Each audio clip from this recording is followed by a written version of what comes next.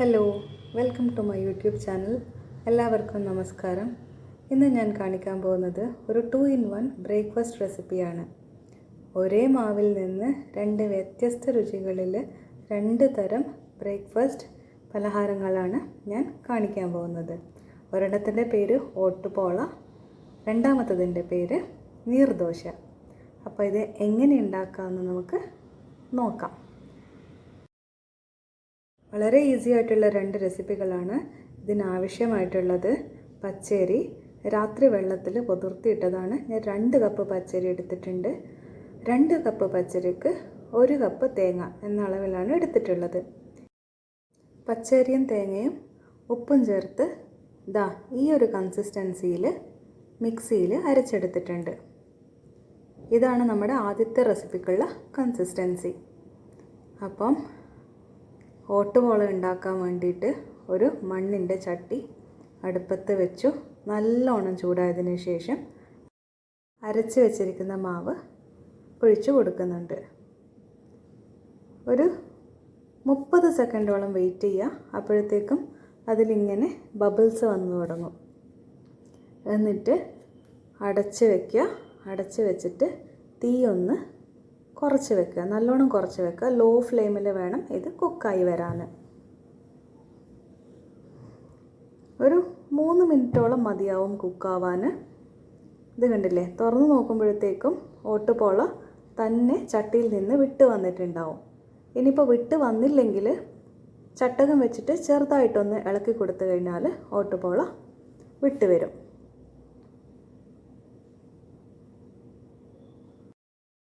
അപ്പോൾ ഒരെണ്ണം കൂടി ഉണ്ടാക്കി കാണിച്ചു തരാം. തീ ഹൈ ഫ്ലെയിമിൽ വെക്കുക. ചട്ടി നല്ലോണം ചൂടായതിനു ശേഷം മാവ് ഒഴിച്ച് കൊടുക്കുക. എന്നിട്ടൊരു 15 മുതൽ 30 സെക്കൻഡ്സ് വരെ വെയിറ്റ് ചെയ്യുക. അപ്പോഴത്തേക്ക് ബബിൾസ് ഇങ്ങനെ ഫോമായിട്ട് വരും. എന്നിട്ട് ഓട്ടുപോള ഒന്ന് അടച്ച് വെച്ചിട്ട് 2 മുതൽ 3 മിനിറ്റ് വരെ ഒന്ന് ലോ ഫ്ലെയിമിൽ വെച്ച് വേവിച്ചെടുക്കണം. 3 മിനിറ്റ് കഴിഞ്ഞിട്ട് ഒന്ന് തുറന്ന് നോക്കുക. അപ്പോഴത്തേക്കും ഓട്ടുപോള ചട്ടിയിൽ നിന്ന് വിട്ട് വന്നിട്ടുണ്ടാവും.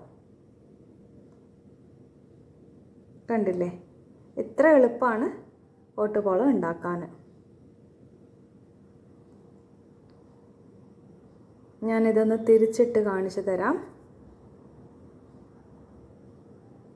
ഇതാണ് ഓട്ടുപോള. ഇനി അടുത്ത രണ്ടാമത്തെ ഐറ്റം എന്ന് പറയുന്നത് നീർദോശയാണ്. അതിന് സെയിം മാവ് തന്നെയാണ് യൂസ് ചെയ്യുന്നത്. പക്ഷേ ഓട്ടുപോളേനേക്കാളും കുറച്ചുകൂടി ലൂസ് കൺസിസ്റ്റൻസി ആയിരിക്കും. ഇതിനു വേണ്ടി ദോശക്കല്ല് അടുപ്പിൽ വെച്ചു.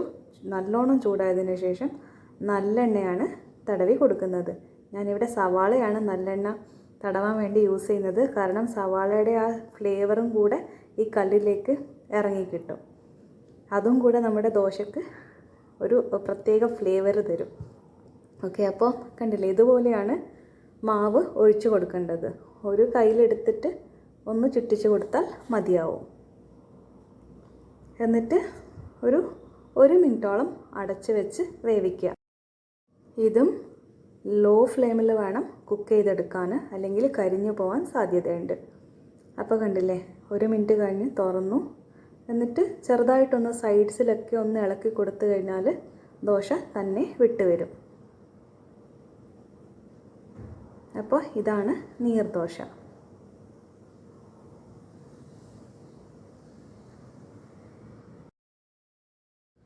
ഒരു ദോശയും കൂടി ഉണ്ടാക്കി കാണിച്ചു തരാം.